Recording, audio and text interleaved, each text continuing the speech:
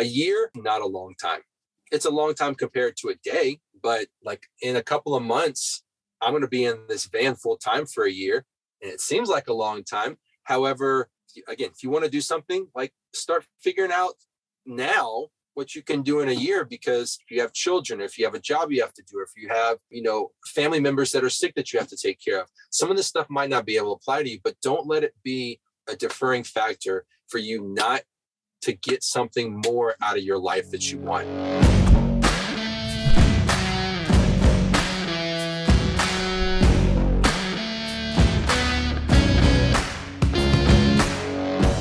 Welcome to the Spear and Clover podcast, the show where military mindset meets the spirit of the puppy. I'm your host, Jason Skisick, the entrepreneurial evangelist, and each week I bring you the stories of visionaries who see the world as it could be and can't help but take action. If you're enjoying these episodes, please take a moment to subscribe, like, and review. This is the best way to stay in the loop when we drop new content.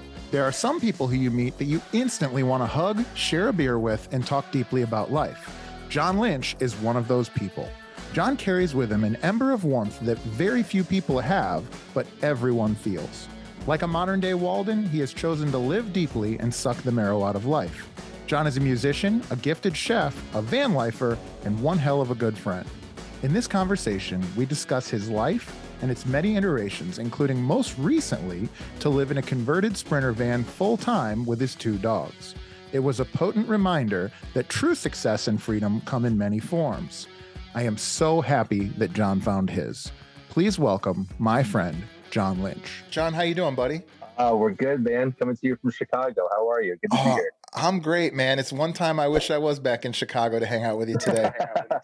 So listen, I'm just going to say at the front, John is coming on from his van. The topic of today's show is going to be a lot centered around that. So if the audio is a little bit off, you're going to have to kind of bear with us a little bit because we're working off of Wi-Fi today. So John, it's a little bit of more of a Clover than a Spear and Clover show today. We're going to be talking about you kind of doing what you've been doing over the last couple of years. So maybe give us... We'll take it back to when we first met in the past. I think that was almost 4 years ago now. So Since then, I was living in Chicago. I was working in a restaurant called Sienna Tavern as a sous chef. I was there for 2 years. I moved to Michigan in the greater Detroit area and was working for a group there that had restaurants called Bar Verona. I was the executive chef there, overseeing some other restaurants. Our good friend COVID came around and I started to rethink some things about stuff I had wanted to always do and to travel and kind of take my pursuits and see what I could do with them. So that's led me to here. I'm currently in the process of building out a Dodge Promaster 159 high roof, which I'm currently in right now. It's almost done. I'm so excited about it because it feels good to have more space in the van with having things to go in their spots. I'm doing this completely DIY with some help that I've gotten along the way from people that I know in Louisiana, my uncle and aunt in Virginia, and my friend that I've got to get closer to, John Gosdell, out here in Chicago. So it's been a good ride, man. I've been living in here now full time for, what's this now, like 7 months? 7 months I've had full time. I've almost had the van for a year and been working on it on and off. So yeah, that's pretty much where I've been, just traveling around the country. Was out west, got a cooking gig here in Chicago, which brought me up here. Otherwise I would have no business doing this build in below freezing temperatures. Yeah, I think it's, for starters, I think it's funny that you're in Chicago by choice and working on the build right now. I know we're going to get into that. We're going to get into that weather a little bit more later, but you're one of the people who I feel like I know you pretty well, but you're one of the people that I wish I knew better, right? It's just life has happened the way it has, right? Right? We've been in each other's circles for, like you said, about 4 years. You were first a member of the gym that I own. And then just from there, every time I see you, it's always like, I wish I could talk to John more. Well, here we are. Yeah, well, here we are. I'm excited for today. I want to hear a little bit more. For instance, when you opened those restaurants up in Detroit, we came up for opening night, had a blast. And so I've always been a big fan of you. I think you're one of the more just really, really kind and like fun people to be around and super generous. See, there you go. Super generous kind of friend. And so super excited to hear more about it. So for starters, as a synopsis, John, as long as I've known you, you've been a chef. You've got the whole sleeve tattoo of food, which I think is super cool. At what point did you, kind of growing up, did you always want to be in that line of work, or how did you end up there? The story that I normally put out, that I'll go into a little more detail here, you hear about people that grow up with their grandmothers around a cast iron skillet or a pot, and they're making, maybe they're making brownies or the cake, or you've got a gumbo since I'm from Louisiana, that kind of stuff. I don't have that memory, so to speak. I don't have that past. I grew up with food. Shout out to my mom. My mom had a Rolodex of 10 recipes that she would cycle through because she was feeding me, my younger brother, and my dad. So God bless my mom. She was the only woman in the house.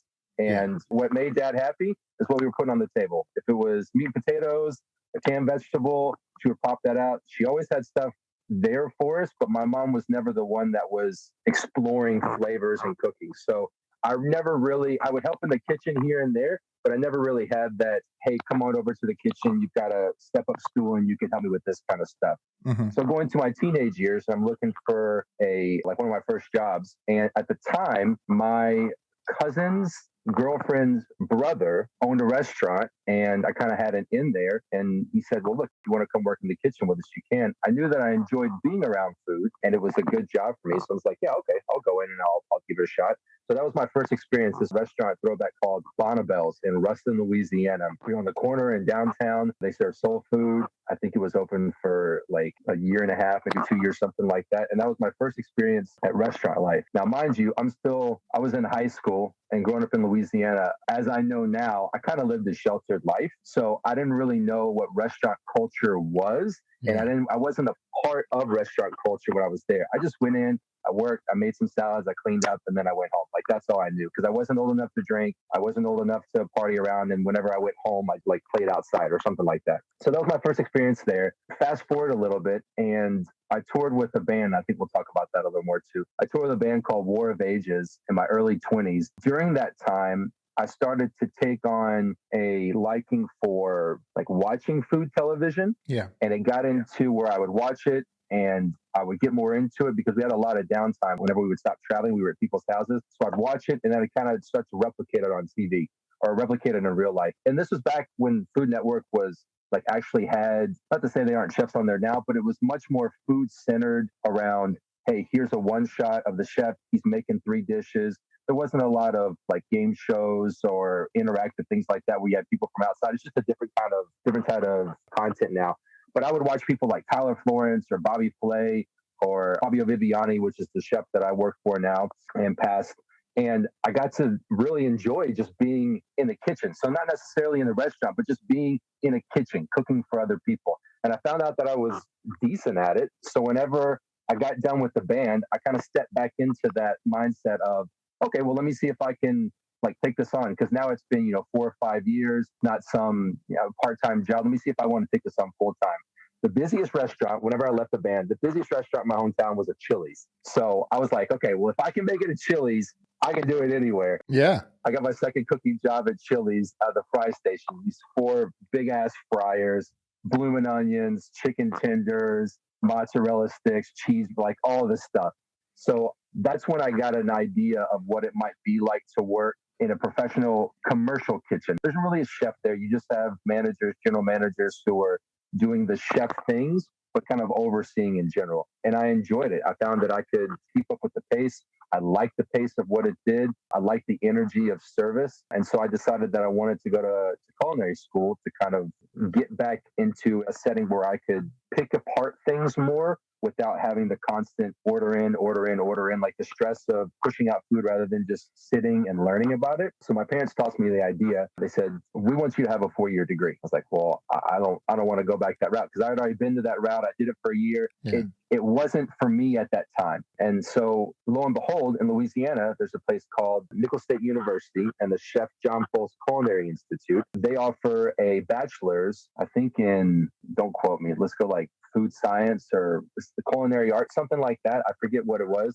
Mm-hmm. But I was able to get a 4-year degree and still train in culinary arts. And typically you go to a culinary school and you might get like a 6-month training or an 18-month program. I got to go through 4 years. So I got all my math sciences, literatures, Englishes, all that kind of stuff. So I got a piece of paper saying I went to college with a culinary degree on the back. So if for whatever reason I need to step into a place that requires a college degree, I have that. I'm living in a van. I don't think that's going to happen anytime soon. So that's kind of where my food took on. So school is Nicholls State University. Shout out John Folse Culinary Institute and all my chef instructors there. There was a competition that we were a part of where students could create a signature dish. We could showcase it for the chefs, and through a system of voting and your plating and your technique and your cleanliness and the taste of the food, you go up against other students. And I was fortunate enough to go from our local competition to the regional competition in Texas. I won there, thankfully, and I went to nationals that were in California. And that kind of brings us up to speed now, because the person that was emceeing that event, his name is Fabio Viviani. Mm-hmm. He was a contestant on Top Chef back in the day, like years ago now. And he was kind of at the height of that, like the crest of where he was like the biggest from that show. Mm-hmm. We hit it off together at the competition. The joke is that I didn't end up winning that competition, but I won fan favorite. So people didn't like my food, but they liked me. So I'll take it. Yeah. Because he was the same way. He didn't win Top Chef, but he was voted fan favorite. So we kind of, our personalities really matched and gelled in. So whenever I got done with culinary school, 2 weeks after, I packed everything up in the car that I needed to take. I moved out to California and I started working with him in his company. And that brings us up to now. I've been with him for the past 10 years officially. And then this past year, so kind of on and off with projects that he may need help with. And since I'm a freelancer now, I'm on my own schedule. If it works for me, I just pop in. So that's kind of where it's brought me to in my food journey. So all that to say, didn't really grow up with the knowledge of food or have any intention of doing so, but found out that it was a great medium to connect with people through. Yeah. And so to kind of dial in on that a little bit, first of all, I think it has to be said out loud. Fabio Viviani, you're born supposed to be a celebrity chef, right? Like that name alone. It's just in the name. Like, how do you not own a chain of like fancy restaurants if your name is Fabio Viviani? Either that or it's like modeling, right? Like that's the only two choices, right. Or maybe clothing, high fashion. Or yeah, luxury, right. Like something. That's it. Fabio Viviani. What's he do? He's a butcher. Like, no way. Leathersmith. Well, maybe leather. Anyway. You own a laundry service? Nah, bro. You're getting yourself short here. He has a hot dog stand. What's his name? No, I've met Fabio. He from all experience has been wonderful. Obviously, I've eaten at his restaurants, and certainly he's made an impact on you. The question I have for you, shout out to Fabio. I'd love to have him on actually. So the question I have for you, because for instance, the one memory that I'll never forget is you came into our gym, into our kind of sphere of whatever our orbit through a 6-week challenge, and there's a meal plan for that 6-week challenge. And John's the type of guy, there's 400 or 500 members at the gym at this time. John's the type of guy who went through and based off of all the macros and the different things on the meal plan was making like the most high quality, very high end 5-star plated dishes. I remember there was like shrimp and just unbelievable stuff. And he was like teaching people how to cook these unbelievable meals. Meanwhile, not asking for anything in return, just genuinely like caring for these people through food. And so I guess maybe it didn't start out where it was like destined to be, but maybe is there a feeling you get that you like about feeding people, about food? Because I know that there's a rich culture of that, in, all the people you mentioned earlier from like the Food Channel and stuff. Yeah, there's a sense of, I would like to think that I strive to be a person that tries to feed people from a spiritual level, from a soul level, from a nourishment level. I don't like to I try not to put myself in places where I'm not wanted. And if I have been, I'm sure I'm not there anymore because we've all been through that. But My mom would always tell me that she thought that I would be a great teacher just because of my willingness and my excitement to be around people and to interact with people, especially if they were vibing with me and I was able to get it in return. So there's a part of me that wants to see people become better. I'm still learning on the delivery of how to communicate that, because at times, I would say more so than not, I have a tendency to come off as really overbearing, which in my mind is the way that I would want to be communicated with. But as I'm learning, people aren't me. So I have to find different ways of communication. That happened a lot in the kitchen where I would think I was doing something and talking about it in a completely rational tone of voice and come to find out, you probably could have done that a little bit better. You only see that in hindsight. But yeah, there's a part of me that enjoys, a big part of me that just enjoys being around people, enjoys people being genuinely happy about an experience that I get to partake in giving to them, without looking for anything in return. Like what I get in return is just the satisfaction of knowing that they've got this memory. They've got this connection with food. They've got this connection with the gym. They've got this connection with van life, whatever it may be. It's fun to connect with people and to see that first reaction of, oh my gosh, I absolutely love this. And then think back and go, oh, I was a part of that. There's something here that I can continue to be a part of that services people in a positive way. So I'll always see myself as a people person, as an extrovert in that regard. And it's just a matter of the medium in which I do it. I did it once with music. I love doing it with music.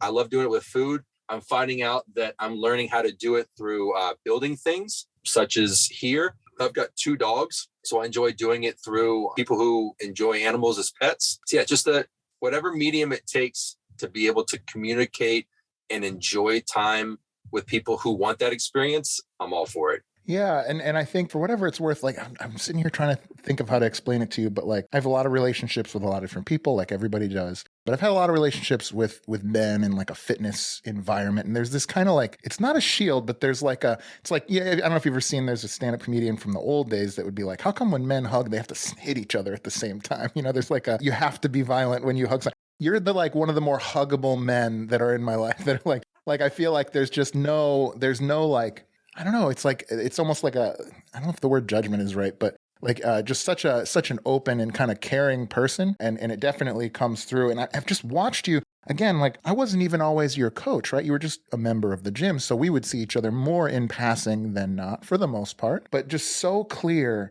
And they're, you know, we've had folks like Matt Lamson on, we'll have other people as well that there's so many. I feel like that environment has been flypaper for cool people. And definitely you're one of them. And also I would say there's a parallel between, you know, kind of the fitness world and the food world where there is this really like holistic thing about fitness where it's not just working out, it's working out, going through something difficult together, creating these, you know, what some people at Robin Lalonde calls a sweat bond with folks. Same thing with food, right? You watch a great food documentary or a great food show, and it's so much more than the food. You're giving people like literally life, right? And I just think that it comes through and it matches you and your personality so well. From like a day-to-day perspective, though, you talk about working at a Chili's, you talk about working at like, you know, if you ever seen the movie Chef or something, you're describing, when you describe like Sienna Tavern or something like that, that's what it reminds me of, right? Tell me what a day in the life was like comparatively from working at like a retail level type, you know, what is that, fast casual or whatever they call those types of dining to going to more of like a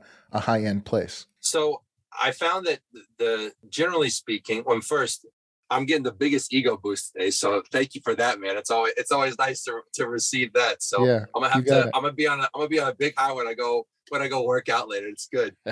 I would say the biggest difference is probably the people that are working in the kitchen with you. There will always be people in the kitchen who want to do more than other people. Both types of people are needed. Both of them have their place and their structure and what needs to happen from a day-to-day standpoint. But generally speaking, if I think back on when I was working at Chili's, the people that worked there were working there, I would say more so out of necessity, as this is what I'm choosing to do is just my 9 to 5. There wasn't this excitement for food that I would see later on in professional kitchens where you had a person that was like a chef on the line inspecting food rather than a 19-year-old who's a frat guy who's calling out orders, who's just like, yo, I'm slinging food at Chili's, like, let's get this out, rather than, no, this is supposed to be in a circle like this, not like this. So there just, it seemed to be more attention to detail, and the people that were willing to give that detail, or the people that would show more of that attention to detail, would work in the kitchens that I came to find later on, who really enjoyed making food more than what I saw people at Chili's. Now, if you're going to work in a restaurant, you got to be a little crazy. Like, I don't care what anyone says. If you're a bartender, if you're a server, if you're working in the service industry, and like, there's already something a little off with you. and I'll gladly hang my hat on that to anybody that works in it. And people that haven't, like, just go try it for a month. Just go give it a shot. The interactions that you have to deal with people from the back of the house, interaction you have to deal with people who are like me, who are in the kitchen that might raise their voice a little louder than they should at times and have to learn from it the hard way. But in both aspects, there's a culture of, like you said, a sweat bond. You're on the line together. We're not getting out of this until the restaurant closes. If you need help here. Oh, that was another thing. People I saw were more willing to help in the professional kitchens that I worked with in Chicago and Detroit and California than the ones that I worked with in Louisiana. Because again, these people are just coming in to do their job. It's a vocation. There didn't seem to be a lot of, or at least out loud, like that's not my responsibility. That's not my job. If you were getting your ass kicked on the line, someone would hop over, bail you out of it, and then go back, because they knew that if you were going to be slowed down, they were going to be there longer. They had to deal with it. So the faster they can help you get out, they knew that if they were ever in the shit, that you would probably hop over and help them too. I would say there was more of that mentality at the restaurants I worked at later on than what I worked at Chili's. But again, I don't think you really, it's not so necessary for that kind of atmosphere at Chili's, because no offense to burgers and fries, but it's a different level of food. So with different levels of food come different levels of responsibility, and the people that will fill those shoes and the attention to detail that has to come from that food. So I think it's a comparison that can be made, but that might not be totally fair when you see like, oh, well, they don't do this at other restaurants. Yeah, because you're not going to walk into Sienna Tavern in sandals. Like you can walk into Chili's anytime, sit down, plastic cups versus, $10, $12 wine glasses. There's a different market for what it is and the expectation of what you're going to deliver. People would rise to the occasion of that expectation more in larger cities like Los Angeles and Chicago than I saw whenever I was working at Chili's in Ruston, Louisiana, which sure. no one probably knows where Ruston, Louisiana is. And if you do know, you know. Shout out Ruston. So the funny thing is I worked, maybe it's the only job I ever got fired from was TGI Fridays when I was right out of high school. Did you have all the buttons? It was right after. And the funny thing is I was born for fucking flair. I was born to wear those suspenders. And I actually got fired from TGI Fridays. The only job I ever got fired from that I can think of. I got fired from TGI Fridays because I was talking to the tables too much at TGI Fridays. So like I was just wasting time. I'd be like, hey, what are you guys up to? Oh my gosh, yeah, I did this. And I'm sure people were like, hey, this fucking kid won't shut up. We just want our I'm just trying to eat my food here. Like I appreciate the conversation, but I'll catch him on his podcast. I think I do. I think it was like I went into it thinking that's what they wanted, and I think it did not work out. But what I do remember is, and I worked in bars after the Army. It was the closest thing to working in a team in the Army when a shift was getting ready to start. Everybody's preparing. We know what's coming. We're shoulder to shoulder. And then once it starts at a busy restaurant on a Friday night or a Saturday night, like once it starts, we're in it. We're in the shit for, 3 to 6 hours, depending on the day and shift, right? And there's that time where you don't have time for anything but to execute. And the collaboration you get from that and the bonds that you get from that, they did remind me very much of, obviously I was not in combat while I was in the military, but I was downrange. And so we were doing a lot of hard work, right? And it was a lot of the same stuff where it's like, this is going to get done. And so we might as well work together while we do it. Right. I wasn't very good at that, but I wasn't very good at that particular job. But I definitely identify it. And there's certainly an entrepreneurialism, I think, to that type of like, as an executive chef, I've heard stories of 16-hour days. You're going above and beyond to make something better than it has to be because you love it. I think that's as entrepreneurial as it gets. And so, even though we typically interview entrepreneurs, and by the way, we haven't even gotten to, the entrepreneurial side of what you do. I think for sure, that role and what you were doing there was very entrepreneurial and it's very interesting to hear from your perspective. I also have this image of you like cupping greens and smelling them and then like snapping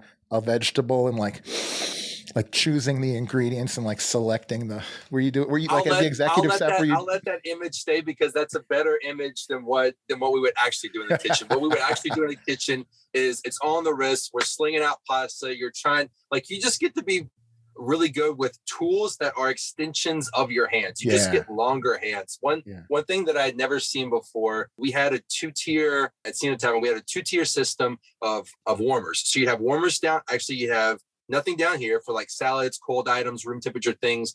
Right here would be where hot food go. And then the third level is where we'd have plates normally. And then you take those plates, you put them on the hot level so you have hot plates when you go out. Sure.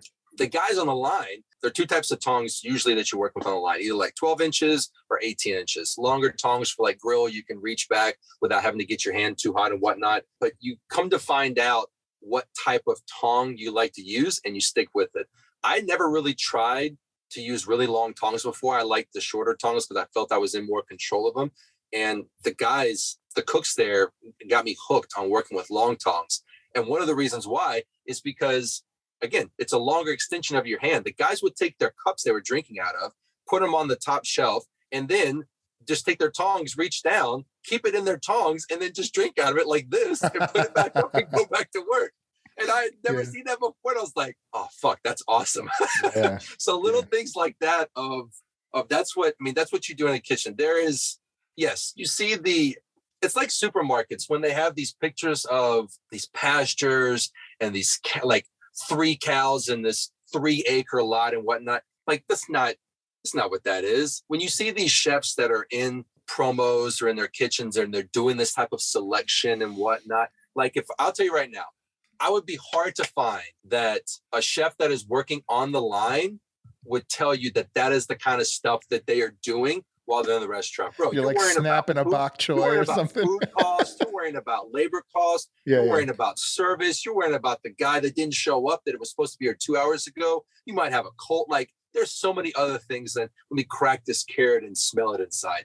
There's a time and place for that, but that's not what the kitchen is. It's just not.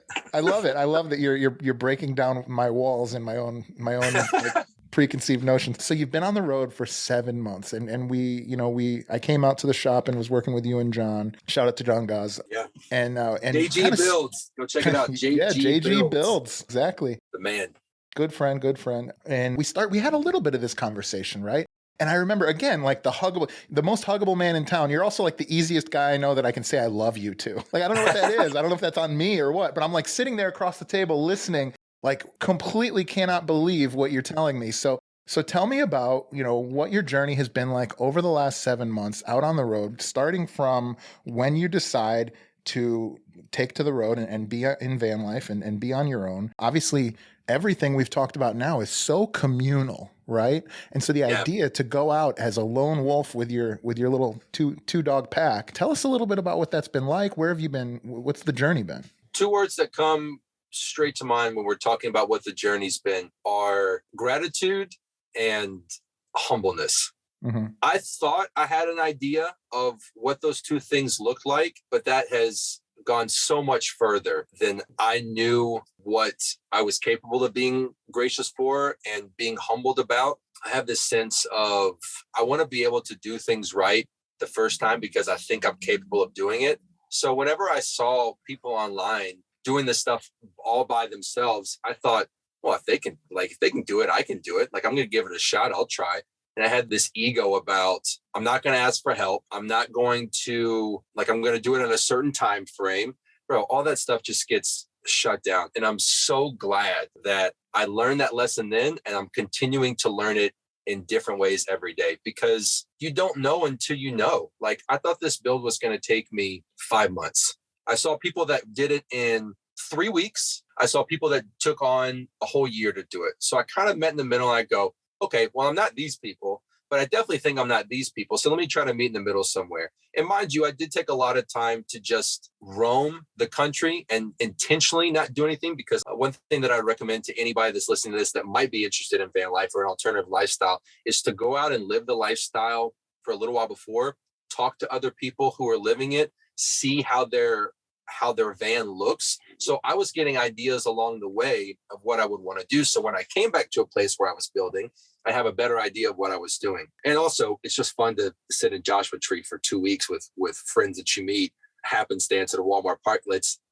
awesome. It's so fun. But those 2 words come to mind because I thought a piece of furniture was a piece of furniture. Nah, man. Like, I understand now why high quality craftsmanship costs what it does, because of the experience you have to have, the measurements, the tools. I thought, like, things that we take for granted, like air conditioning, heating is a huge one. And I'll have a story about that later.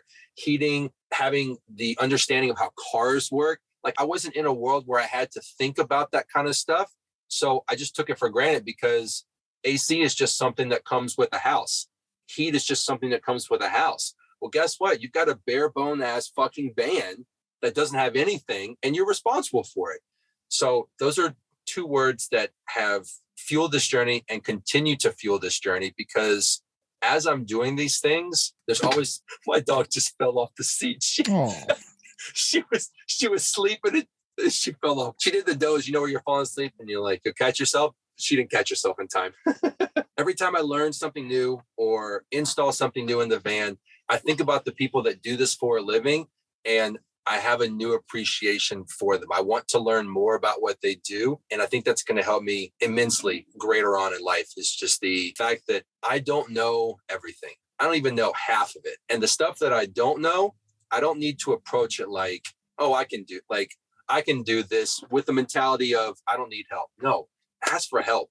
It's okay to ask for help. I think there's a miscommunication, a different concept of thinking about asking for help and like relying on others because you don't know how to do it.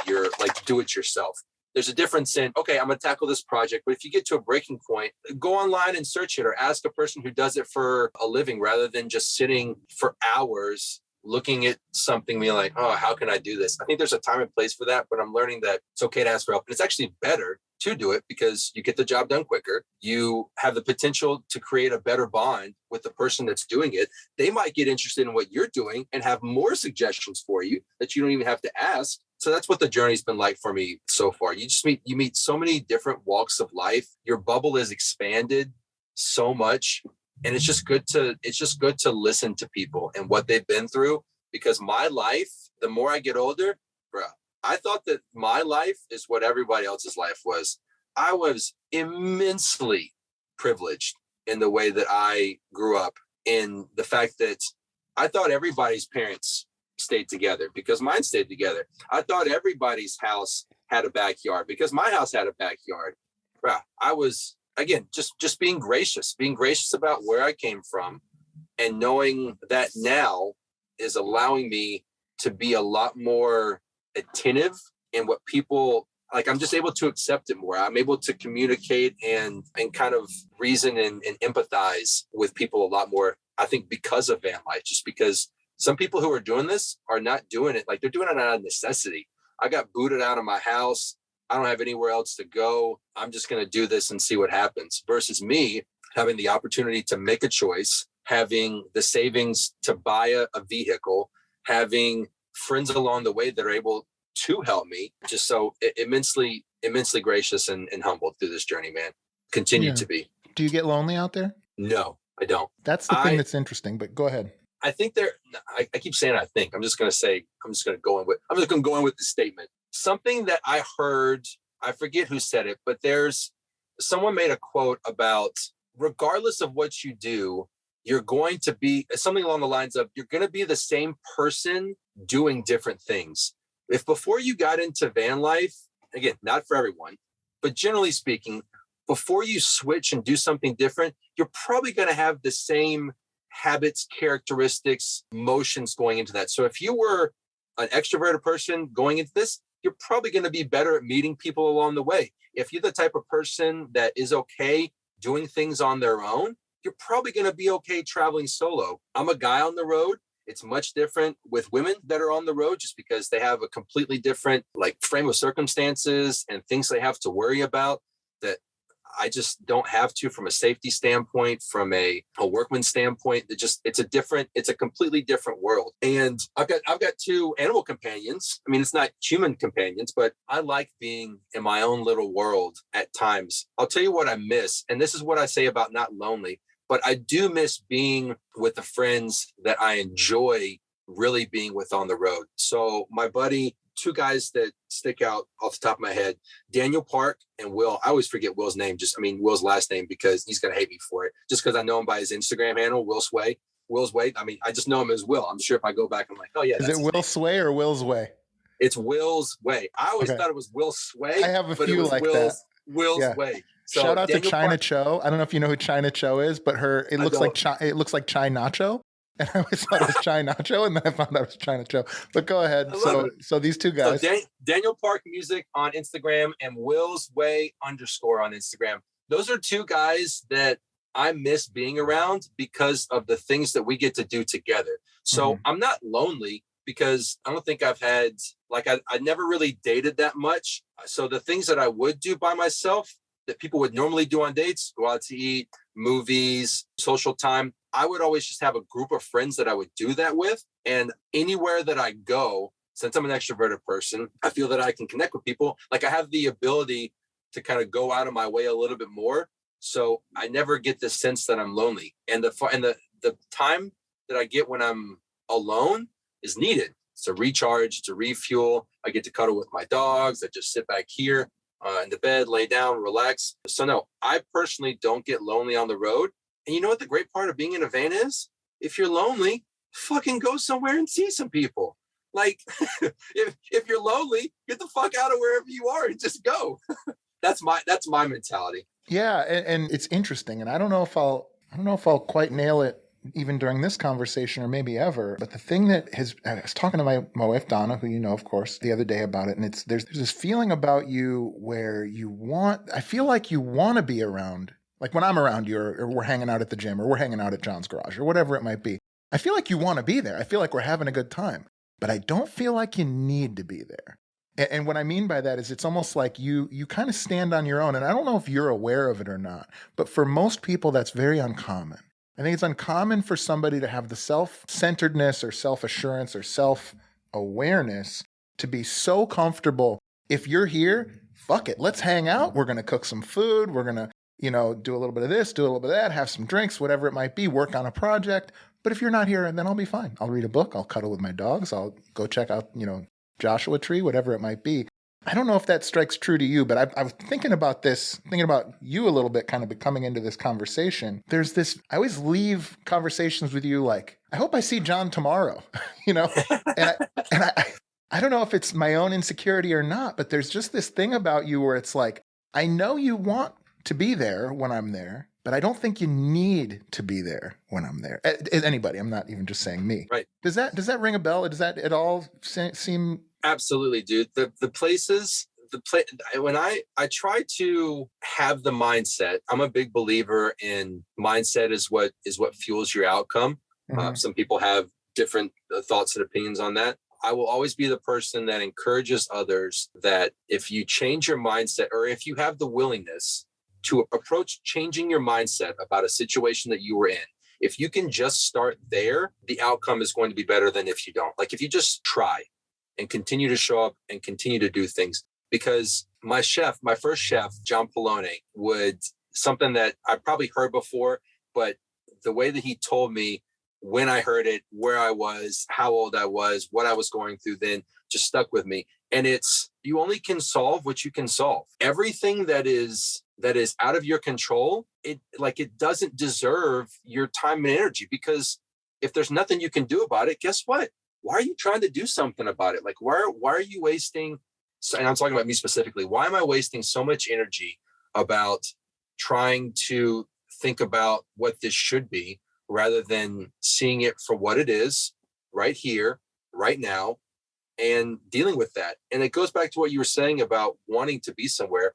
If I need to be somewhere, why not try to make it as good of an experience? If I have to be there, well, like in my mind, why would you not want to try to enjoy it? Why would you not try to make the most out of it? And again, there's going to be certain scenarios where you just have to put your head down, suffer through it, fix it out, and then come out on the other end. Full transparency here. I don't want to be in Chicago. I don't want to be here. I wanted to have an opportunity to work. I wanted to come and have the experience of working with a skilled craftsman that offered his services and his space and his time and his knowledge at no cost, mind you, just to hang out and to have a different type of project. Those are the two things that I wanted to do. But in order for me to do those things, I needed to go to Chicago. Like, I don't want to be in this gloomy ass gray sky right now. Like, I'm going to Florida in less than a week, and I cannot wait to get down there just for the simple fact of the sky. So I try to tell myself that even though I don't necessarily want to be here just because of what it is, or need to be here because of what it is, it's a circumstance that I'm in right now. It's what I'm choosing to do. That's a big one too. I didn't have to come here. Nobody made me come here. I came here on my own choice, on my own validity. So if I can make the most of the situation that I'm in, more so than the times that I don't, for me, it's better all around. Yeah. And it's more intentional too. Like I came on this podcast because I wanted to chat with you. I didn't really have the intention of being like, oh, it's going to help him. We're going to get this in. I just wanted to fucking talk with you, man, and see you, Yeah. And this is just the thing that comes with it. You get a better experience when you are intentional about what you're doing. I'll put it that way. You're able to engage more and have a better experience when you go in with the intention of making it the best that you can do in the current moment. I mean, there's nothing more intentional than living a nomadic lifestyle on the road and living in a van, right? That's the most intentional thing you can do. So from like a nuts and bolts perspective, where have you been? Where have you traveled to? How long have you stayed there? Like give me kind of the story of where you've been in the van. So started off, my hometown is as I said before, in Louisiana. So I started off there. I flew out to Virginia to pick up my van. I drove it from Virginia, bare bones, back to Louisiana. Had my first time just ride around with and be like, okay, we're doing this. This is real life now. Started in Louisiana. My younger brother and his wife live in Nashville, and my sister-in-law Cassie is so good at DIY projects. She has a knack for it. She's got an aesthetic visual standpoint from it. And Cassie had just gotten done doing they'd taken a spot in their house that was just kind of this throw-all closet, ripped doors down, made a seating area, these floating shelves, just like the things that I was doing. Watch a YouTube, figure it out, get some tools and go to it. She did their remodeled the laundry room. First time she was doing tile, did some flooring, some edge banding, like all this kind of stuff. And so when I wanted to do this piece right here, I thought it'd be a great idea to go up. I do it with her. She's done it before. Let me see if I can get some tips and tricks from her. So I went to, shout out to Cassie. Love you, girl. Shout out, Cassie. I went to Nashville first, stayed around, did some state parks there, went out to Virginia to see my aunt and uncle who live on a sailboat. So this kind of lifestyle, except on the water. So they are very familiar with the idea of an enclosed space, and they're doing it on water. Like I got tires. They got to make sure everything is sealed up, good to go. They got waves doing like this. At least I can sit still and nothing's moving around unless there's an earthquake. With them, there's this constant back and forth and this kind of stuff. My uncle is active military, did electric engineering. So he helped me out with my battery system, and I got to learn a lot there. My Aunt Libby helped out with helping put in various ceilings and walls and whatnot.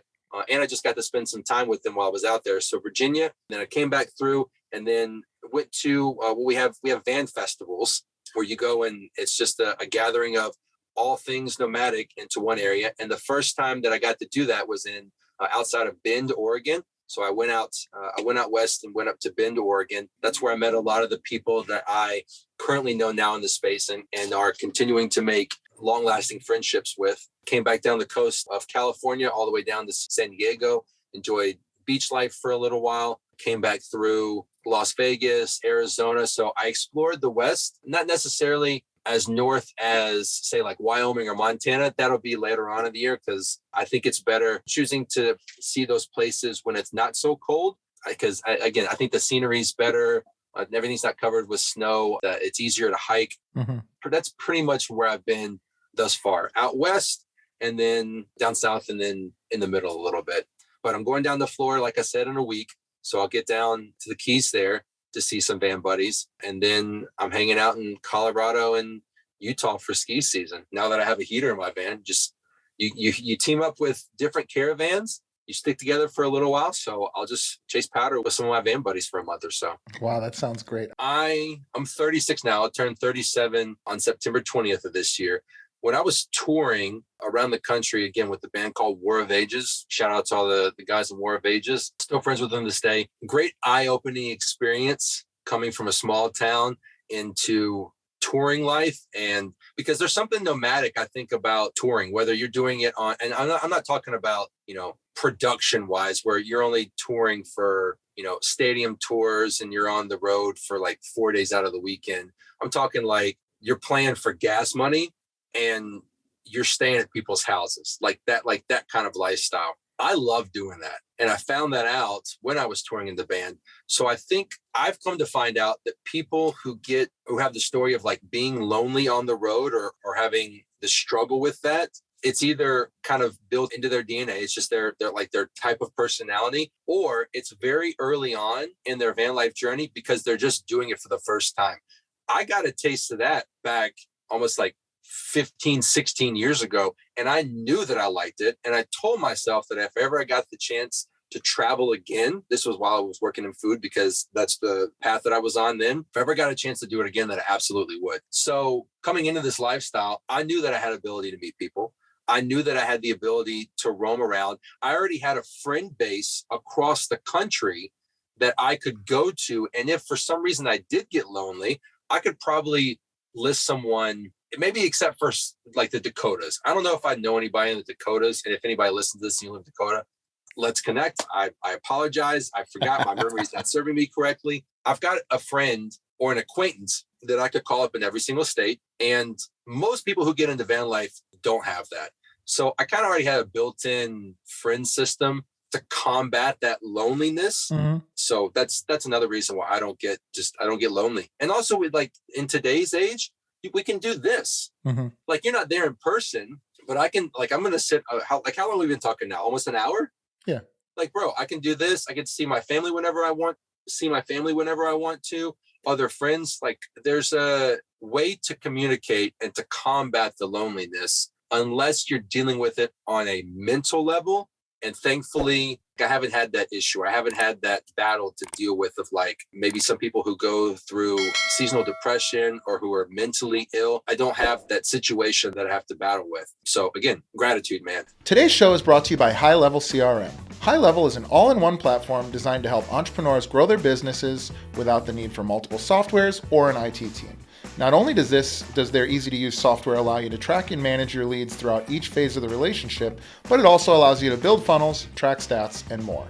Guys, I sat down and added up the cost of software I was able to replace with just one app, and it was over $1,000 per month. Because this is an all-in-one application, I also save a ton of headaches connecting apps and building automations, and the team at Go High Level does a great job of getting you started quickly and easily when you sign on. I cannot more highly recommend these guys. Right now, Spear and Clover listeners get a free 14-day trial of High Level CRM for themselves. Click the link in our show notes to support the show and get started on your free 14-day trial today.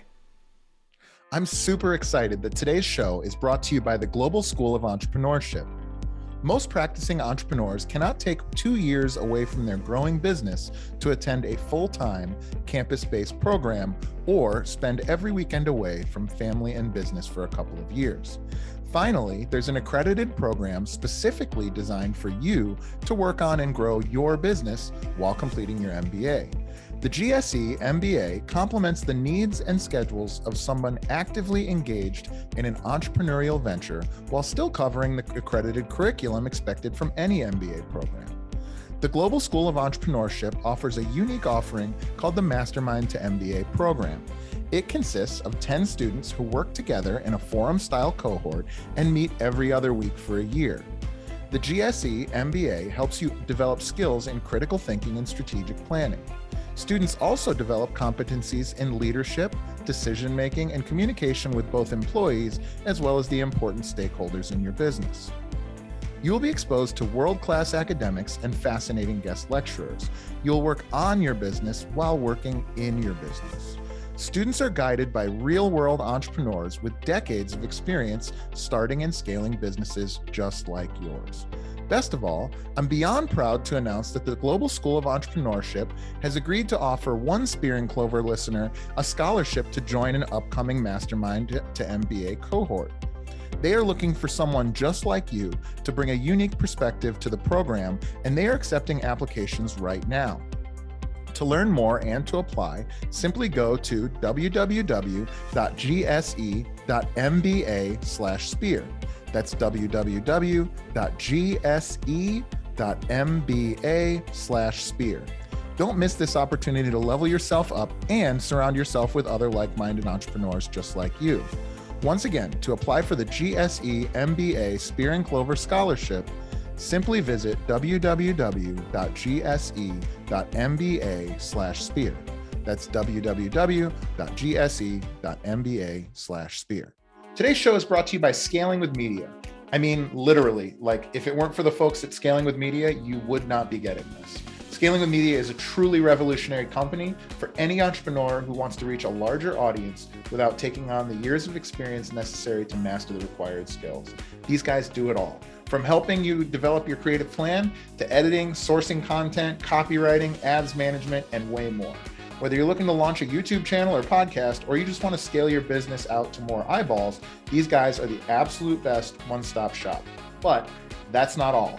Right now, Spear and Clover listeners who sign up for their brand launch package will receive a free, that's right, free professional grade studio kit that I'm actually recording right now on. The studio kit includes a professional microphone, stand, lighting, and headphones, and is worth well over $500. Take action now by going to scalingwithmedia.com/spear and claim your free studio kit. Again, that's scalingwithmedia.com/spear, scalingwithmedia.com/spear. Now back to the show. Yeah, and that's, I couldn't agree more. So tell me what a day in the life is like. So if we're not working on a project today, you're in Montana, you're in California, whatever. What's a day in the life like for you? Because 24 hours is a long time when there's nowhere to clock in, right? It is, man. You clock into nature, or I like to clock into nature. I clock in to fucking Mother Earth, man. Wake up in the morning. Typically speaking, you'll find there are apps within the van community and the RV and nomadic lifestyle that you can find camping spots, trusted camping spots. They have reviews on them. People who have been there before about things are pets welcome. Is there a water hookup? Do you have good Wi-Fi? All the things that make this life slightly easier to navigate. Let's say I was in Montana, just out in the middle of nowhere. It's just me and the dogs. First thing we do, we wake up, probably make ourselves something to eat, something to drink. I like tea and coffee at times, so I'd probably do something like that. I let the dogs out and just let them run. If my animals are exhausted, it makes my life so much easier, and it makes their life easier too. So I try to get that out of the way as early as possible, whether that's a hike or whether that's, I know that no one is around me for at least a mile radius all around, and just let them run. They're trained enough to where if I call them back, they'll come to me if they don't have any other standing distractions. And then it's a matter of just being outside, man. This will sound corny to people that haven't done this, but just being outside and appreciating the sky, appreciating the ground, appreciating what I'm in for a small moment of the day all the time. I like to make content. I like to interact in front of a camera. I don't have the problem, or I don't think that I have the problem or issue of talking into like straight into a lens and being like, God, this is hard. Like, I enjoy doing that because I know that it's going to be seen by someone. So it's like I'm talking to them and I can make that work. So I would probably make some sort of content, whether it's like a vlog or reels on Instagram or just taking videos and pictures and piecing them together later on. That's pretty much what a day in the life looks for me, is just doing things in my van, opening up my door. I've got my stove. So where I'm sitting right now, I'm in my bench. I'm in my seating area. On the other side of this, where my phone is sitting down, is where my stove is. And on the other side is my sliding door. So I just slide open the door. I cook outside, and I just enjoy being alive. There was a slogan at the van festival I went to outside of Bend. The event's called Descend on Bend. If anybody is interested in it in any way, shape, or form, I highly recommend it. Descend on Bend. Shout out to the people that put that together. And you mentioned apps. What are those apps? Just you might as well drop them here real quick. So one is called iOverlander. It gives you can search. It uses latitude and longitude, since there's not really there's no addresses out in free land or in public land. So it uses latitude and longitude and GPS pinpoints to kind of show you where you can go and what things are in the area for gas, for water, for RV hookups, all that kind of stuff. There's one called Seeker, Sekr, Seeker, that does the same kind of things, but is more in tune with the community aspect of what others are doing in the area. That's another good one to use. I can't think of the one off the top of my head, but any gas app that you can get that shows you where gas stations are. What's another one that I can think of? I would say iOverlander is one that's, the national park. I think there's a national parks app. That's a great app to go through. Recreation.gov is a great website and resource to use that you can find places to camp out if you're taking your stuff outside of your van and going out in the country to do things. I would say those are probably 4 good places to start with. Yeah. And if you're not familiar, if you've always lived in the city or you're from the suburbs and you haven't spent time, particularly out west, you talk about Bureau of Land Management, BLM, you talk about public land. You're talking about like miles and miles of sort of free terrain, right? Bro, tens and thousands, hundreds of thousands of acres of just land, just open. I watched my friend Quinn Gable, shout out to Quinn, was on an Instagram live last night talking about, because she lived in Chicago and was in the corporate world, and she didn't have an idea of what BLM was until she got into van life. I had an idea of public land, but she talked about how eye-opening it was to just know that, wait, there are places you can go that you can camp out for free and you don't have to do anything. We're talking about free rent. Yes, I'm paying for things here too. I'll kind of segue this into cost of what it does to be on the road. First of all, it doesn't cost anything to go to public land because it's free. It costs you the gas to get there and whatever vehicle or food you need to take along the way. So I would encourage anyone just to take their vehicle right now and just go out west. Just go somewhere and camp out for a night. Do it in your car, sit on top of your roof, look up at the stars, bring a sleeping bag and blankets.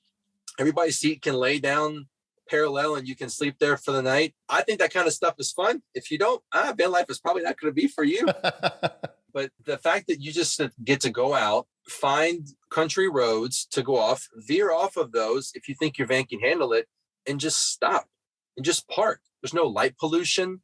There's a sound of quiet that I didn't know until I got to go out, until I remember exactly where it was too. I was in New Mexico, this place called Flat Lake. I had just gotten done going to White Sands National Park, which, by the way, if anybody is ever down to go to White Sands National Park, I will always be down to go there. I had an amazing experience there. And on my way back up to Albuquerque, I stopped at this place called Flat Lake. Again, just looking around on Google Maps, seeing what was around. I went out there and it was this probably 2-mile radius of what was supposed to be a lake, but it was dried up. So little grass here and there, dogs were running around everywhere. And when I tell you there's nothing out there except the sky and the wind and the ground, nothing. You can't see traffic. You can't see anyone else unless they're coming on the road, which they are, but you don't see anybody going out there. To step out there and to hear silence, if you haven't experienced that before, oh my gosh, it's amazing because you're left with your own thoughts. I was left with a sense of calmness, a sense of I'm really doing this, a sense of I'm on my own, really on my own, and I'm doing this. I will always remember what that sound is like and forever be chasing places like that where you just get, when you sit and listen to nothing and you still hear something, it's hard to explain because those two things don't make sense. Silence and hearing it, those two things don't go together. But once you experience it, you know. I think they wrote a song about that. So a couple of questions, 2-part question. 1, how long do you think you'll stay out? And 2, do you think you would, and how different would it be to have somebody cohabitating with you? Do I think that I would do it? Well, I'll start off the question answering like this. In van life, you can make plans and they just get changed. Yeah, obviously. Because you'll meet someone and then you just go a completely different direction. We were planning on going to one place and then we met people in a Walmart parking lot and we're like, nah, these people are fucking dope. We're going to go do what they're doing. Yeah. So van life is always full of adventures in that regard. Could I see myself doing this for a long period of time? The answer is absolutely yes. I plan on living like this at least until I'm 40. That's just the number that I've thrown out there. I would like to have a little more permanent spot later on in life, but this type of activity will always be associated. So even if I do, let's say, get a house in Tennessee or back in Louisiana or in California, like wherever it is, wherever I choose to settle down, I'm going to have some sort of vehicle or mode of transportation to where, hey guys, I'm deucing out for a month and I take whatever I'm doing, whatever animals I have with me at the time, and I'm just going off because I love this lifestyle.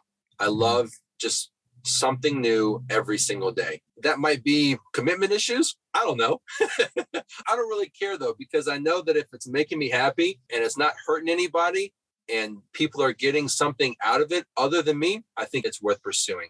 So at least until I'm 40, cohabitating with me in here, I would find, well, one, I don't see myself doing that anytime soon, just because I want the ability to get up and go when I want to do it and where I want to do it. People will say that that's selfish, and it probably is a little bit, but at the same time, it's my life and it's what I want to choose to do with my life. I choose to spend my interactions with other people through that communal type of what you were saying, rather than an obligation of a said relationship or a said dating life.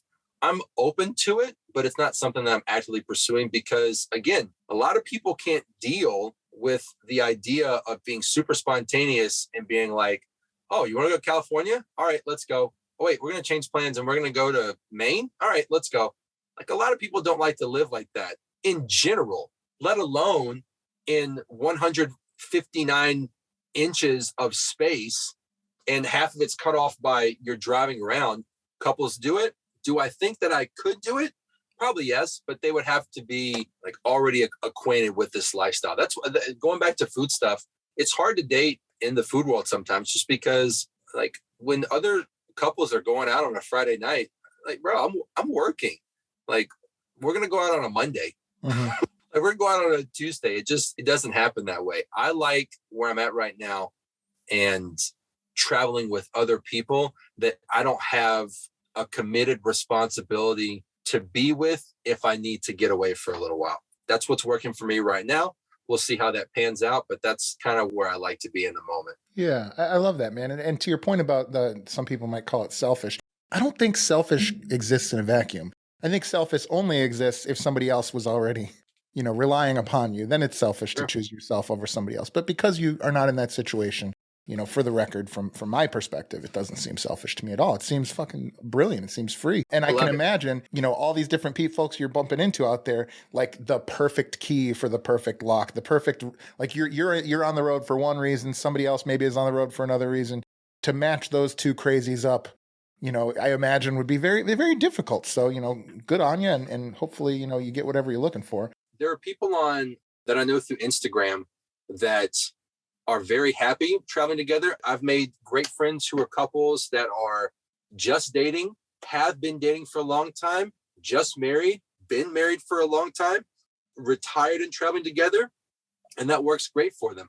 I'm also with other people who have just gotten out of relationships, who have been single for a very long time, who are choosing to be single and on the road. And I'm learning, I know there's a lot more that I need to learn about myself and how I communicate before I'm willing to step in to be able to know exactly who I am as a person, to be able to necessitate the giving aspect of a relationship. Because I know a couple who dates on the road right now, they've got their own rigs. Like it's like they have their own separate apartments. They'll park next to each other. They'll open up the back doors so they can communicate this way, but they're in their own space.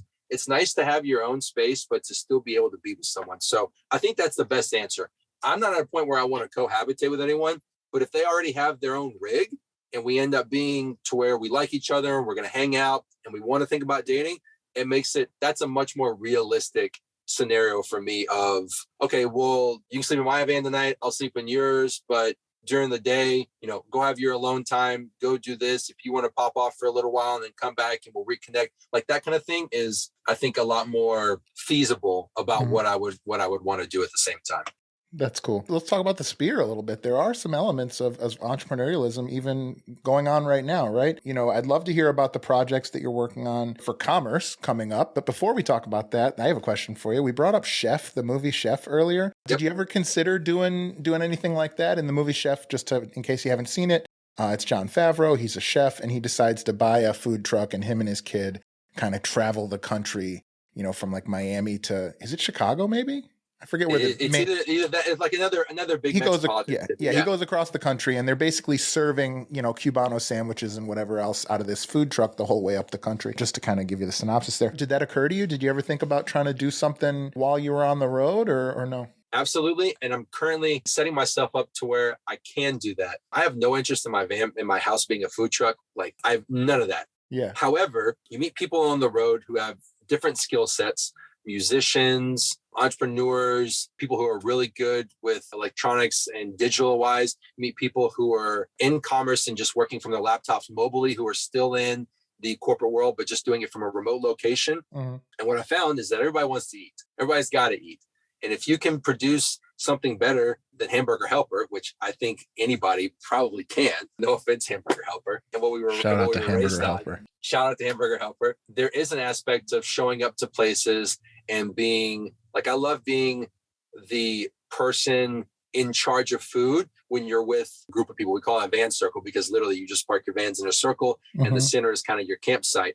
I love being the person that's just like, hey guys, I got food tonight, or what do you have that you need to get rid of? Give it to me. I'll make something. And then you just get to share with everybody. Taking that a step further, I want to get set up to a spot.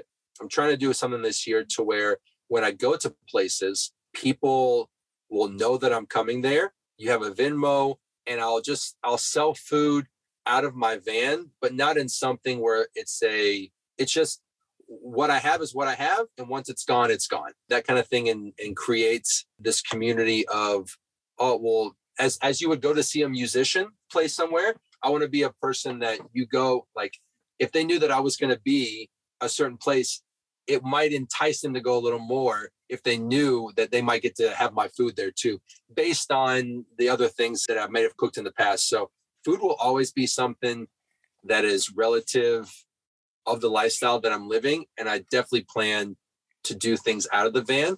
Being mobile also means that I can go anywhere in the country and do private events for people. I've got the space to do it in here. I've got the equipment to do it in here just because it's at my house. And I can roll up into someone's driveway, have what I need, do an event for them the night of, hop back in my van and then go somewhere else. I've got an event that I'm doing this weekend that's just that. I got hired out to do a party of 12. And so I just get to take my skill set in my house with me. I make food for them in their apartment. We have a great time together. And then I hop back in and I go to the next spot. So I will definitely be setting up a small business that will center around that, but nothing to the extent of a food truck where, I have to be out, I have to be doing something. But if I'm able to cook for people, yeah, absolutely. Absolutely. Yeah. How else do you plan on making money in the near future? So ways that I'm making money right now, I've tried to familiarize myself with the markets when it comes to investing. So stock markets or cryptocurrency markets, anything where I can set my money in and kind of learn how it moves. And so to speak, I'm definitely not good at it.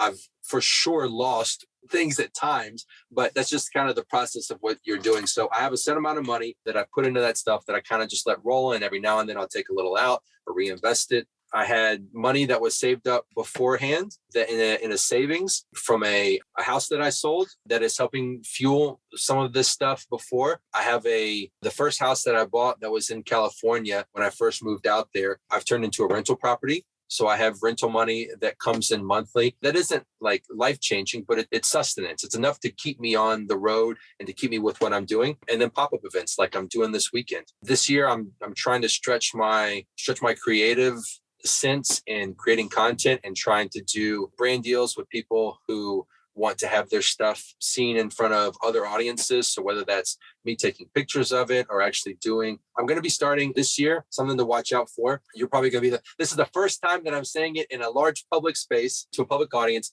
You can be on the lookout. I'm going to have a YouTube cooking show called Small Space, Big Taste. I'm going to shoot it out of my van. And hopefully through that, I'll nurture some brand deals about companies that want to have their stuff in front of a camera. I like making video content, so it's a win-win for me. So those are a couple of ways that I make money too. And let's say it's a common misconception at how efficient this lifestyle can be if you go into it knowing how to make that. You can have vans that are $150,000 to $200,000.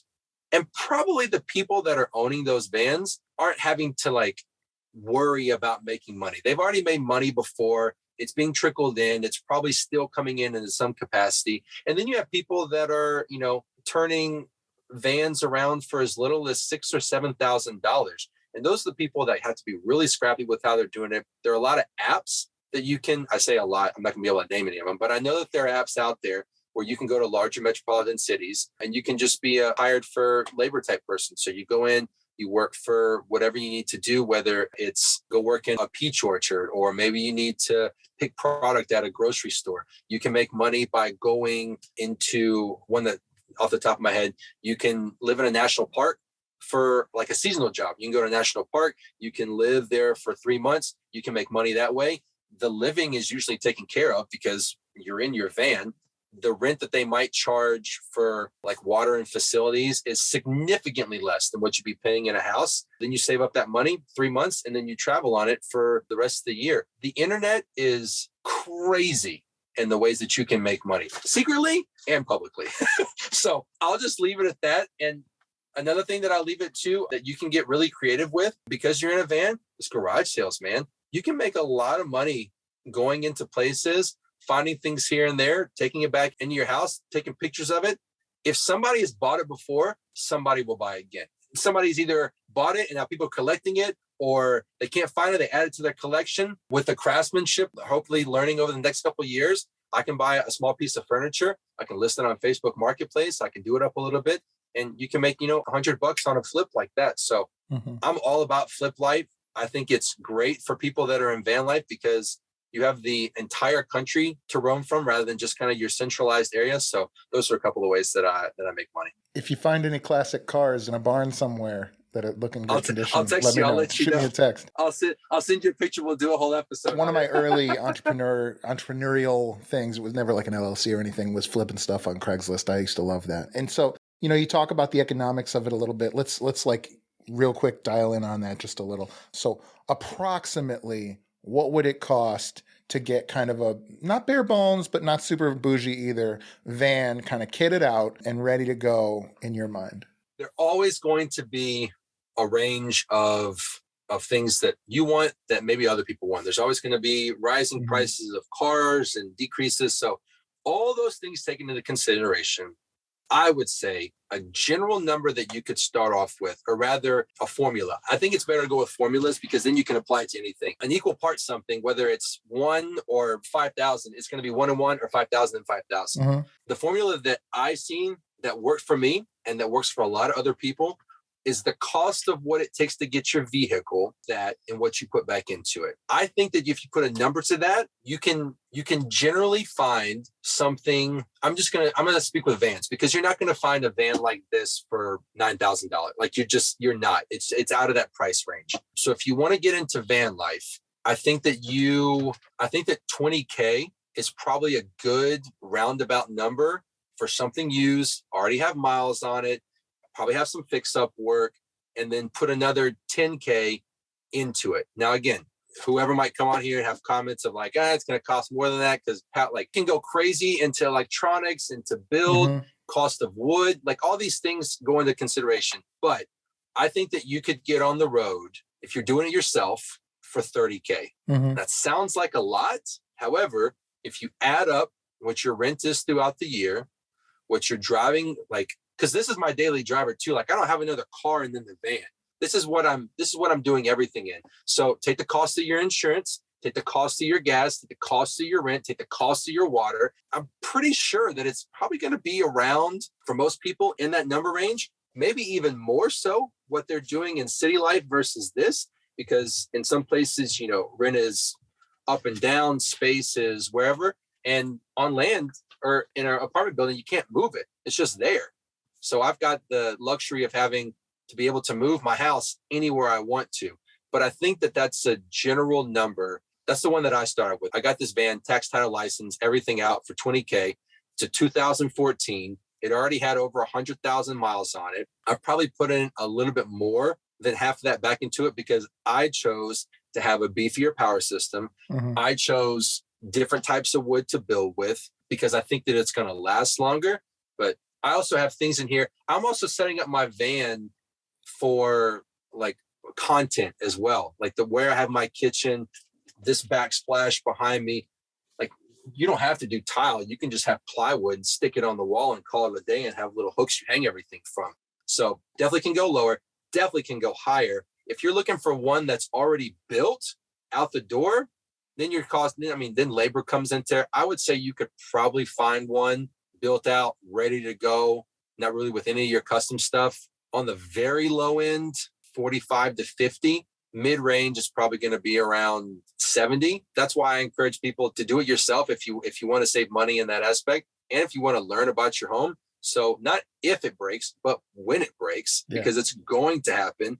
You know everything is, you know how to fix it. You've already been through the process and maybe even troubleshooting it to avoid some of those things in the coming. But when I sold my house, thankfully, I had enough money to where I bought my van in full. So I don't have payments on it anymore, which is a great luxury. And the thing that I pay the most for is probably like the insurance on it and just the upkeep in general. Because once the build is done, you're not paying any more for it. So you might spend $30,000 in the first year, but the next year of living, you might only spend like $10K because that's what you're spending on groceries or food, or if you don't have like a van payment or a car payment or anything, like it's already done. So there is definitely an upfront cost that comes with van life, but it significantly decreases as you go on to it. So I think that it's a good place to start, but you just got to figure out what you want. Some people don't want vans. Some people live in Subarus. They live in hatchbacks. They live in trucks, and they just put like a camper style bed on the back and the bed of a truck, and they make it look amazing. It's amazing what people can do with their vehicles. Yeah. So it really just depends on what you want and what you're willing to give up and what you're not willing to give up. And that'll give you a good idea of what it costs to get out on the road. Yeah, my Instagram reels right now, it's all van life and buses, a lot of repurposed school buses, which schoolies are rad, man. Schoolies are amazing. What about? I love being inside of them. I don't think that I'll ever own one though. I think it's a lot to drive that around all the time. We've done a couple RV trips, and one of them was a pretty big one to the CrossFit Games. We had 10 people in the vehicle, and it was like you're driving a sideways building. You know, it was that's what you're doing. Pretty However, intense. if you get one, Jason, call me up and we'll come over and we'll do We'll do the build, man. I love that. You know it, baby. So what about month to month? What's the budget like month to month? How much does it cost to live month to month for you? Like with gas and with all that type of stuff. Again, all varying things. Generally speaking, I'd say the average, I'm going to put this out there versus other costs and things that cost. People get too stuck on what it's going to cost and use it as, excuse is the wrong word. They use it as a deterring factor for them not, like to convince themselves not to be able to do it. Yep. Oh, a van's going to cost $30,000. I don't have that, so I can't do it. It doesn't cost anything to get in your car and to go to public land. It costs gas. That's it. So you can do this lifestyle for pennies on the dollar if you're smart. I think that the better way to approach that money, like the money type things, is to figure out the type of travel you want to do and then start to think about what it's going to take to do that type of travel. If you're living in the city, it's going to cost more for groceries. It's going to cost more for gas. You might have to pay for parking sometimes. But if you're looking to go out into public land and stay out there for 3 weeks at a time, you're going to pay significantly less for gas.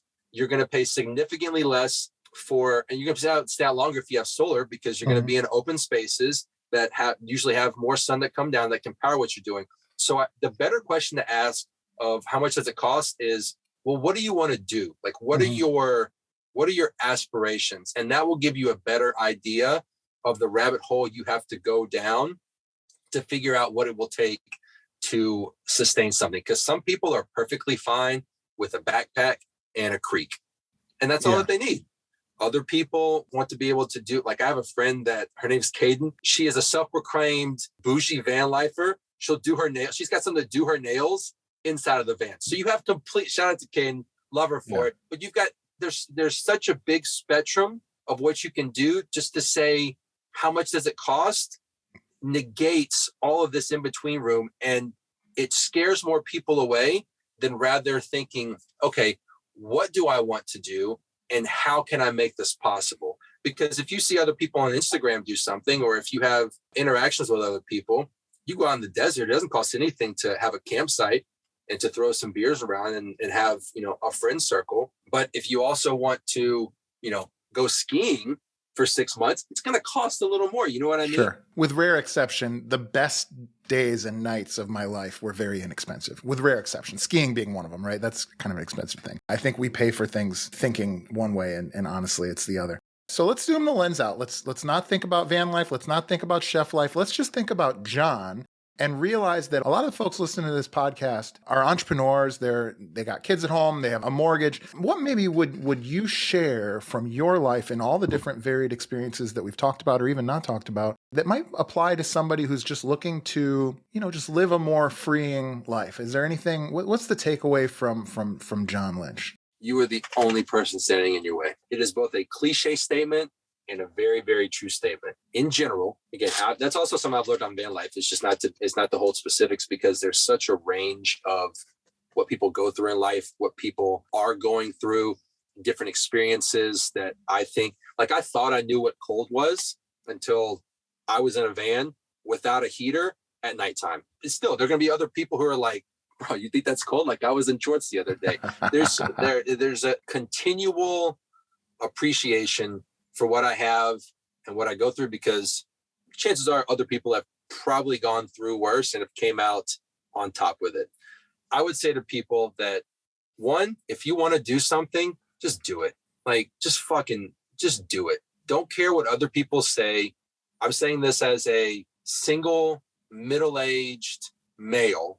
So again, my perspective might be a little different. In general, though, if you want to do something, like, just try it. There is nothing that the internet can't show you how to do that other people who do it for a living are willing to teach you. There's absolutely nothing out there that you can't do. So whether it's as small as, I want to build a birdhouse, do it. I want to plan a trip to go somewhere, just do it. Don't wait on an opportunity to present itself. Like, create the opportunity and make it happen for you. Also, I would encourage other people to think on a much smaller level. We have this idea of vacation of being something like super extravagant, or I got to go somewhere and I got to make the most of my time. That exists. However, there's also something to be said, like you were saying, some of the best times in your life were the inexpensive ones. Bro, there's something so magical about just going out with a group of friends, or let's say someone that you're in a relationship with, or couples and whatnot, and just being out in the open, both physically out in the open and emotionally out in the open, and conversation about how things, there's something weird about it, what a campfire can do in a communal space can do that you just don't get in normal society standards. Yeah. I was just also, go ahead. I would say too, and then tap into what you were saying too. I would let people know that they probably have a lot more time than what they think that they have. Yeah. A year, not a long time. It's a long time compared to a day, but like in a couple of months, I'm going to be in this van full time for a year, and it seems like a long time. However, again, if you want to do something, like, start figuring out now what you can do in a year, because if you have children, if you have a job you have to do, if you have, family members that are sick that you have to take care of, some of this stuff might not be able to apply to you, but don't let it be a deferring factor for you not to get something more out of your life that you want. You get it one time, and if you want to make the most of it, if it looks something like this, use the internet, start to figure out a way that you can do it, and chances are you'll probably find a way that you can do it. Yeah, 100%. The best barbecue I've ever had was in Iraq on a gravel floor in between HESCO barriers, so we didn't get blown up, with $9 a steak and no beer. And we were working 7, 12-hour days. We were, digging holes for a living. It was horrible. Shout out to James Jackson, shout out to Mike Stevenson, shout out to a bunch of those folks that I was with. That was the best barbecue I've ever had. The food wasn't great. I think we had like a $9 skirt steak that had been somehow made its way into Iraq. Also, little known fact, best sunsets and sunrises I've ever seen, including over the Alps. I remember you telling you about that. Was Iraq. Yeah, the desert, high desert, man. So listen, I asked 2 questions of everybody that comes on the show, and I'm going to try to formulate these so they apply to you well. If not, I'll make them formulate to me well.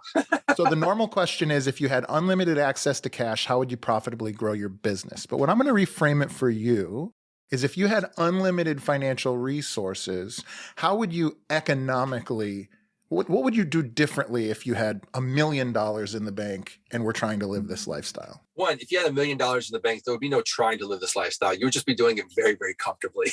Yeah, right. There'd be no trying it in van life. If I had unlimited resources, I would like to think that I would find more ways to invest in others doing this lifestyle than to put it into things that I needed like right then and there. Example, at some point in time, I would love to have a plot of land and have a space where people that are in this lifestyle can come into it, either at no cost or you kind of pay for utilities or small little services here and there that not only enriches the community, but that also might be able to provide a little bit of money to me financially.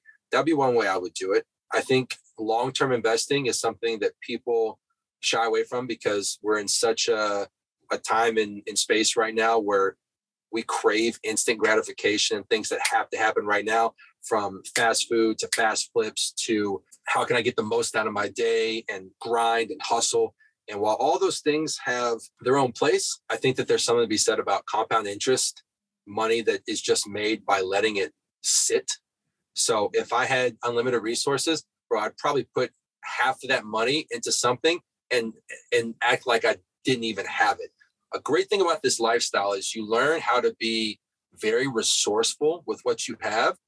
So even if I did come into more money like that, I like this kind of lifestyle. I like wearing the same set of clothes.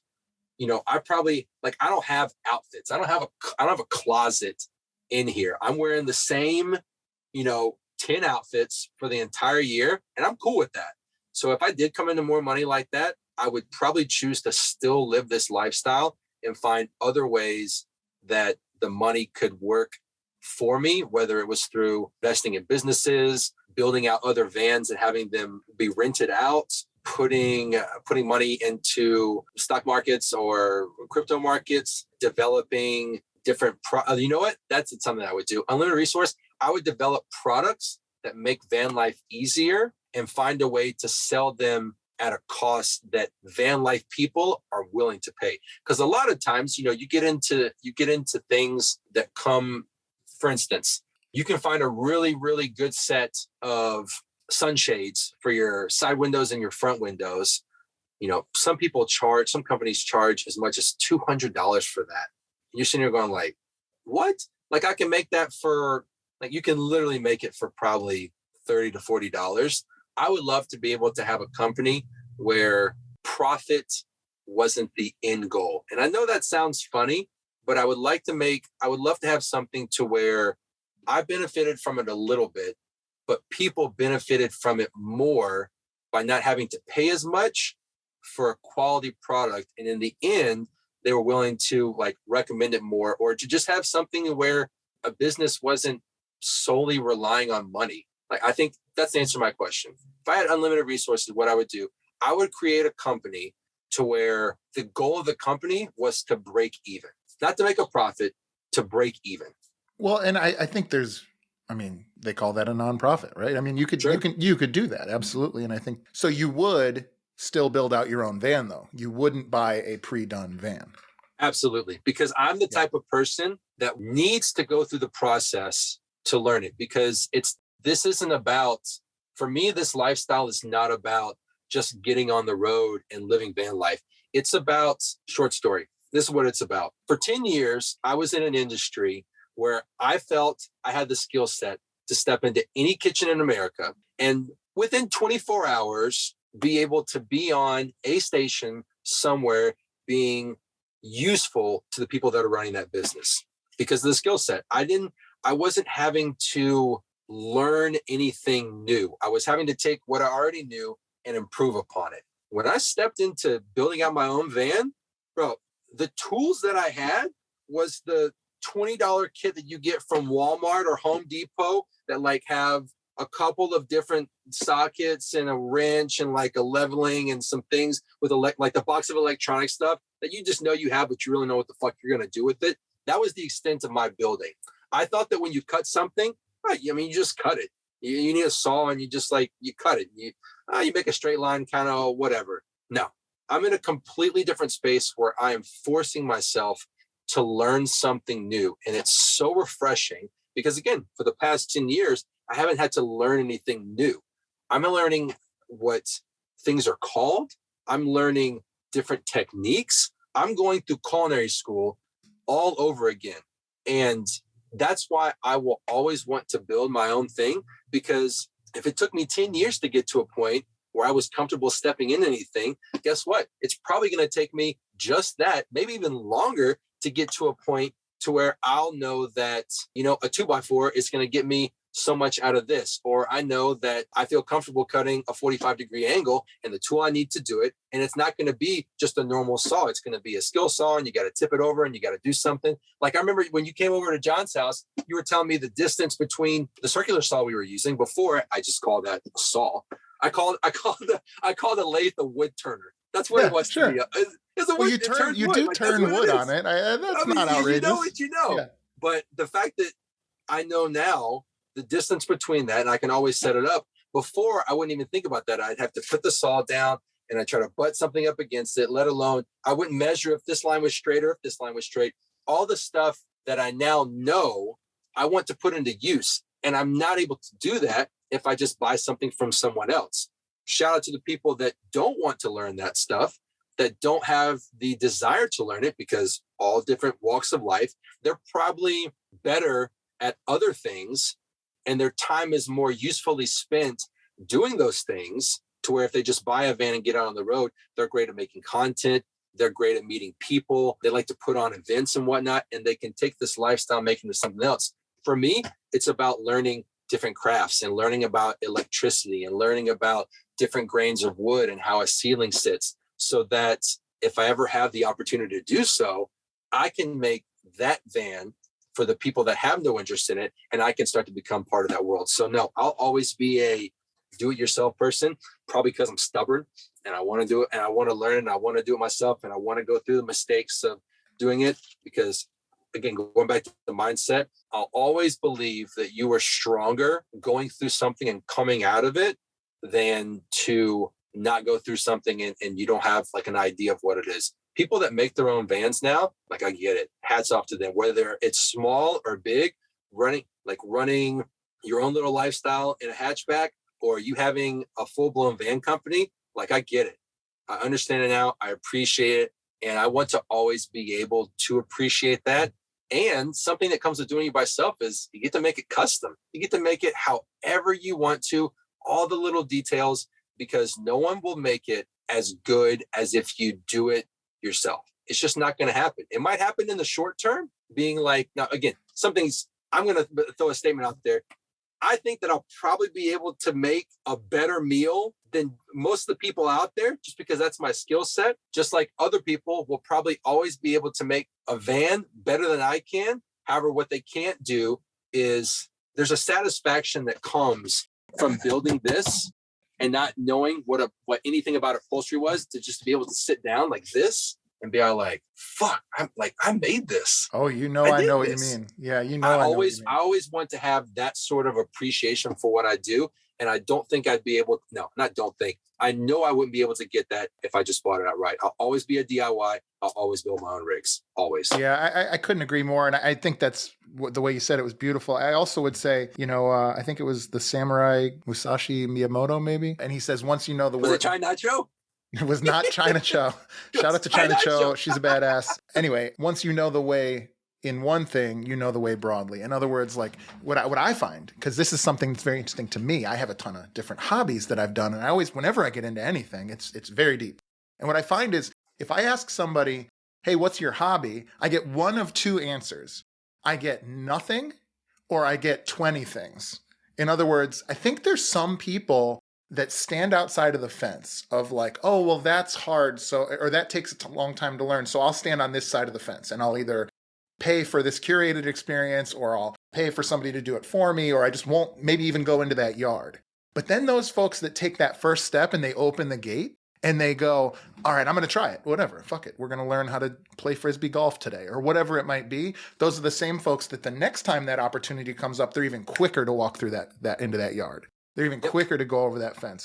And so clearly here, like, I won't belabor the point, but if I asked you a number of different things that were experiences you'd never tried before, odds are you'd be like, yeah, I'll try that. Yeah, I bet you I could figure that out. Or Right, and if I'll go not, for it. I'll Google that, like whatever. So John, the second question that I ask everybody, and this can be tough, maybe not, I'm is ready. normally the question is, if you had to start a business that you had never been in before, a totally new business to you, what do you think that business would be? The way I'm going to frame it for you is if you had to, and this is tough, if you had to give up van life, if you had to give up being a chef, if you had to give up everything you've done up until now, what do you think path you would take if you had to take a guess? The first part of this answer, it has to be something that deals directly with interacting with humans. Mm-hmm. Because I know that at the core, anything that I do, if I don't have that, that's when things get lonely. To big full circle moment, that's when things get lonely, is when I don't have the opportunity to interact with other people. I would say if I had to step away, or if I chose to step away or had to from cooking, from van life, I would probably find a way to do something with the humanity of animal rescue, not necessarily dogs, but animals in general. I think there is something so gratifying. So to come back, I was a full-on meat eater for my entire life. That's how I was raised. That's how I thought it had to happen. When I got into the chef world, into the food world, I knew the stuff that was happening. I knew how we were getting our product, but I thought that the end result and the experience was greater than, like, I didn't equate animal suffering with end product. I still think I think people can do whatever they want to with their lives. I've come to find out over this past year and a half, I've tried to significantly cut back on what I was consuming meat-wise. And then last year in September, I took the leap of going full plant-based, just because I had a different connection with my pets and my animals. And my question to myself was, why am I okay with taking care of these animals, but I'm also okay with eating other animals? That's a different question that everybody has to answer on their own. I came to find out that I thought that I could learn a lot more from interacting with animals in general and watching and observing them and learning about them than I could from consuming them.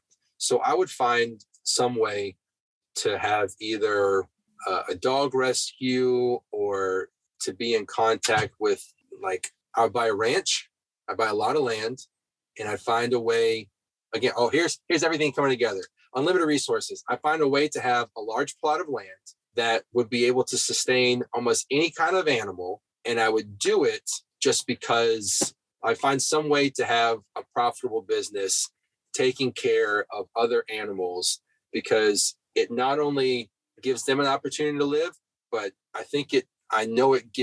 it's given me a better sense of how I can treat people that actually have voices and have ways to communicate and that I can understand. It's a much more fulfilling life for me to see the kind of love that I can give to animals, and then challenge myself to give that to humans along the way, because my two dogs are stuck with me. They didn't get a choice with it. I just took them. Like, hey, you're with me now. Let's see what can happen.